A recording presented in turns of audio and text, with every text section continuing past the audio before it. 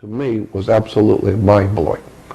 And I was fascinated with him, with my new girlfriend, and with this book.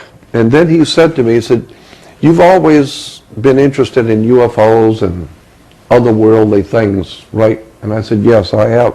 He said, "Would you like to see some UFOs up close tonight?" And I said, "I'd love to." He said, "Well, come on, I can do that for you." And so I got up with him and the two girls, my girlfriend and her sister. Now the four of us come out in the yard. It's about maybe midnight in North Hollywood, 1959, and he looks up into the sky and starts inaudibly talking. His mouth is moving as if he's talking to somebody, but nothing, you can't hear him. And as I'm watching him standing there talking to the stars, I look over at my girlfriend and she's looking at me. And the look on her face was like, "Yeah, this is my father, that's him. I told you it was strange, didn't I?" And that kind of thing. And her sister was looking at me, and I could tell what she was doing. She was trying to figure out, how is he taking this? How is he, what's going on in my mind, what the little one was thinking? Because she's seen this before. She wants to see how I'm going to react to this. And so he said, and then he looks at me and he said, "They said that they will be coming from Griffith Park in just a minute. There'll be 3 of them. And they'll be coming from Griffith Park area. They're going north, and they said that they'll be here in a minute for you." And I said, "Who's they?" He said, "You'll see." And within a couple of minutes, 3 beautiful disc-shaped things, glowing, very faintly glowing, came over with no sound whatsoever, and a triangle formation, came over and stopped right above our head and stopped. And when they did, you could see they were disc shaped, and it looked and appeared like it was like a pie cut in 6 or 8 slices, and each slice was a different color. And what I remember distinctly is each color was like laser color, vibrant orange, vibrant pink, very vibrant colors, 6 or 8 colors on each one, and they were circulating, not so fast as to blend the color, but circulating. And they were beautiful, and they were about the size that the full moon appears. So they're not little lights, full moon size, 3.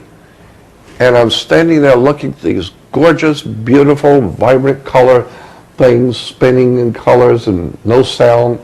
And I was absolutely mesmerized. I was enthralled by seeing this gorgeous, beautiful display. And I looked at him, and he's looking at me. And he says, "They're pretty, aren't they?" And I said, "Yes, they're beautiful." And then he looks up and talks to me. He said, "They told me to tell you that they're going now, but they'll see you later." And they did. They started moving, and they went out north. And afterwards, we went back in, and I said, "What did I just see tonight?" And he said, "That was us. We've been here for a long time. You just didn't know it." And he said, "We picked you a long time ago when you were a small child. We have something for you to do." And I said, I'm not understanding exactly. He said, "You don't have to. We will let you know what it is you're supposed to do later on in life." He said, "But just go on with your life. Don't worry about it. Whatever you're supposed to learn, we'll see to it that you learn. And when it is time for you to do what we have for you to do, you'll know. We'll let you know." And after that, I would go over there on the weekends to visit him and the mother and the 2 girls. And we would go out to the desert sometimes, and go way out in the desert. And the girls with their mother would go for a walk, and he and I would walk in the desert. And he would tell me about all the different alien life forms that are out there, where they have come from, the ones that are here. And he told me, "You have enemies here. You have some very powerful enemies here from other places that have come, and they know who you are, and they know what you're going to do. So just be careful in your life, but we'll protect you." I didn't know what he was talking about. And then one day I went over to the house one morning, and the house was totally open, and they're gone. Everything was packed and gone, and the girl never told me she was leaving. They never come to tell me anything. They were just gone. Now that I look back on that experience, I feel very secure in saying that he knew what he was doing. He said, I'm starting you on your journey, and he did. But after that was done, then he moves on. Do you believe that you're at that place, that juncture where he was talking about you're going to know? Has another message come recently, or do you feel that you're right on the cusp of something? I feel I'm on the beginning of something, and I'm still not sure what all of this means. I'm not sure what it means. All I know is that I have some valuable stuff that's going to really knock people out when they see it, but I don't understand it fully yet. And I've talked with Zachariah about it. I've talked with many other speakers and people that are in the speaking circuit that are knowledgeable in the subject.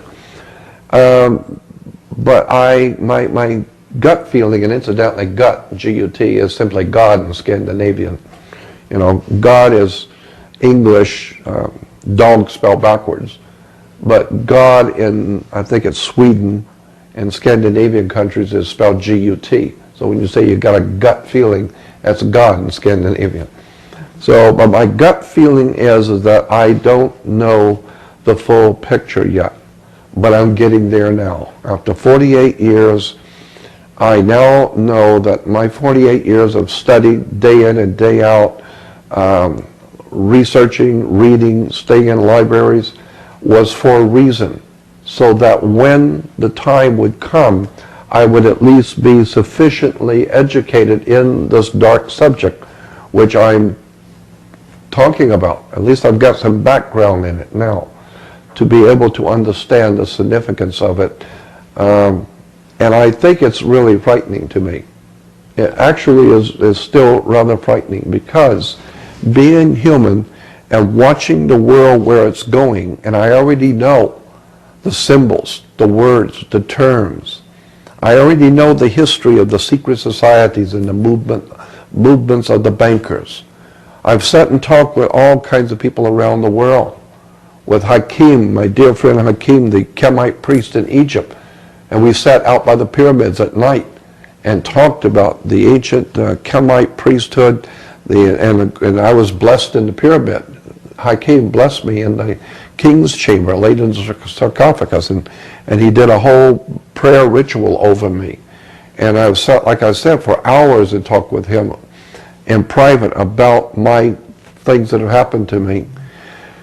So I am totally convinced that there's nothing special about me, but I have been given the opportunity to be in the company of fascinating people, to learn monstrously fascinating things, and ultimately I think that there is something for me to do.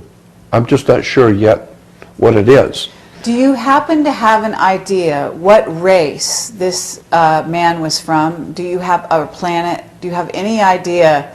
In other words, do you think he was Anunnaki? Do you think he was Nordic? Do you think he was Plejaren? Do you have any idea? No, not really. Because he appeared to be an extraordinarily ordinary looking guy. Just an ordinary guy you would meet. But when I was in his presence, it was monstrous, the feeling. I knew this is not a normal man. Did his children have a different aura or a different feeling about them? No. No, they seemed to be very ordinary.